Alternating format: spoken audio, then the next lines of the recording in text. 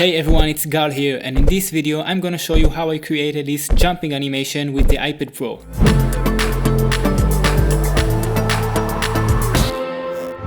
I'm gonna use an app called RoughAnimator, which is a very basic app and easy to use.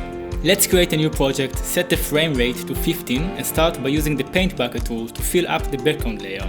Now let's pick a little darker tone to create the flow, and then let's add a new layer and call it guide. To create the guide, I pick a bright color, reduce my brush size and draw a straight line from the floor. Then I add some tiny little tick lines. That's basically how I plan the positions of each and every frame in the animation. Now we need to set up the overall duration of the sequence. So I count the lines. I actually count twice each line, since my object is gonna go up and down. I add one more frame for the bounce effect, later you'll see why.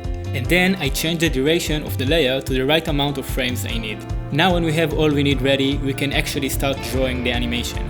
Let's create a new layer, call it chip, and move it down below the guide layer. I think we're gonna go for white, increase the brush size, and start with the two extreme frames. I make sure the bottom of the body starts on the tick line and try keeping it aligned with the guide. Now let's go to the second extreme frame at the middle of the sequence where the ship hits the ground. I draw the ship, but now I squash it a bit to create a bounce effect. Going one frame backward, I draw the ship again, now with a little stretch. And same in the frame after the middle one. For all the in-between frames, I try to gradually scale the body between the two extreme frames.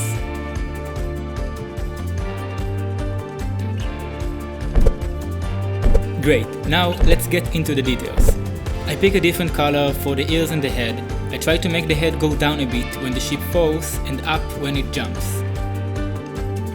Then I add the eyes, the front legs, and the back legs. Now, let's finish by adding the small final effects that make every animation better. The first one is something I call a direction line. It's basically a tiny line that emphasizes the movement. I draw it from the top to the bottom and from the bottom to the top. Now let's add some dust effect. I go to the frame where the ship hits the ground and add some tiny dots. Going frame by frame, I move them a bit and try to make them go in some sort of an arc. Well, that's it. I hope you enjoyed this video and that you found it helpful. Please give it a thumbs up if you like it and let me know in the comments below what you think. I'll be happy to answer if you have any questions. I'll be creating many more tutorials soon on this channel, so make sure you are subscribed and you'll get notified once I do.